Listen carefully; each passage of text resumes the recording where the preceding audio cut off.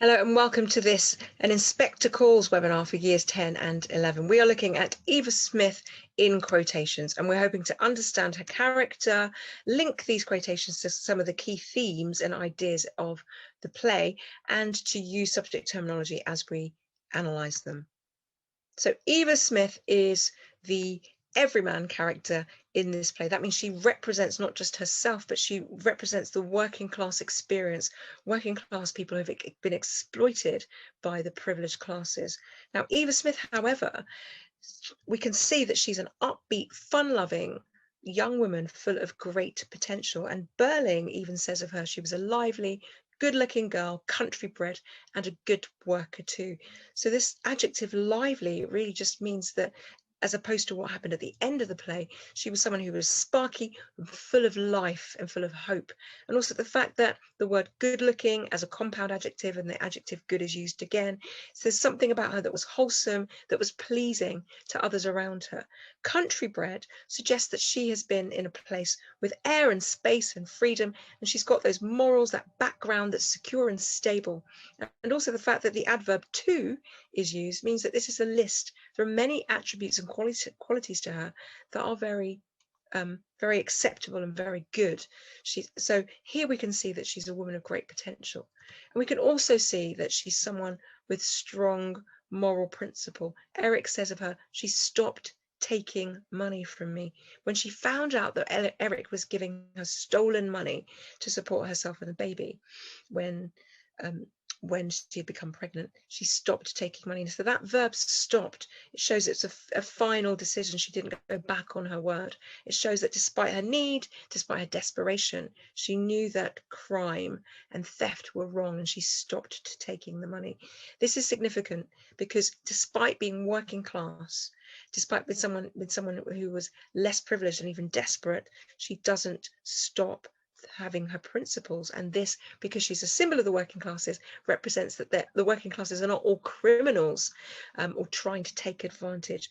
We know also that when she was with Gerald and he asked her to leave the rooms, she didn't make a fuss. We know that when Burling offered her a promotion but to ditch her fellow workers, she refused, and she made sure that she was working alongside her group rather than just thinking about herself. So that's a really significant aspect of Eva Smith's character. We can see that she was exploited professionally. It says when Sheila is confessing her part in the crime, in the tragedy of Eva's suicide, she says, I caught sight of this girl smiling at Miss Frances as if to say, doesn't she look awful? And I was absolutely furious. She loses her home. She loses her ability to look out for herself because a customer complained that she was smiling. So you can see that nowadays that wouldn't be allowed. The shop assistant may well be reprimanded for being rude to a customer, but to lose your job over something as petty as smiling, we can see that she's been exploited professionally. And then she was exploited personally. 2 men at least took advantage of her physically.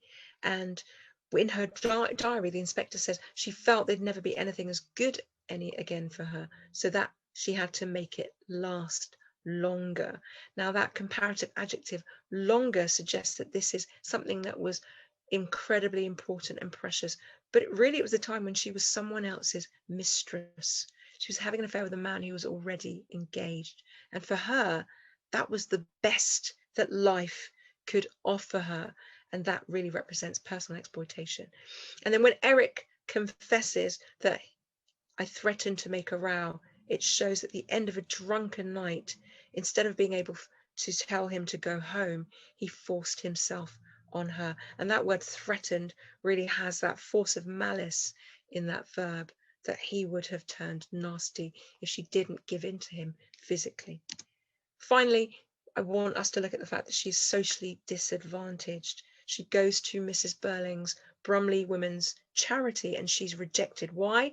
I didn't like her manner. She impertinently made use of our name because her name wasn't Burling, because she used that name, obviously because she had been with Eric. So this is an example of dramatic irony, that Mrs. Burling doesn't realise that her son was the father of the child that she so vividly and viciously abused publicly.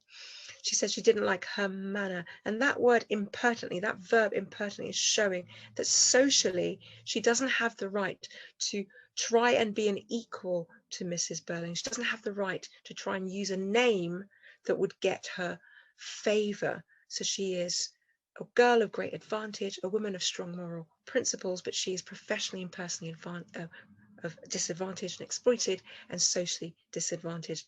I think that will help you really understand the purpose of this character in An Inspector Calls. Thank you for joining me, and goodbye.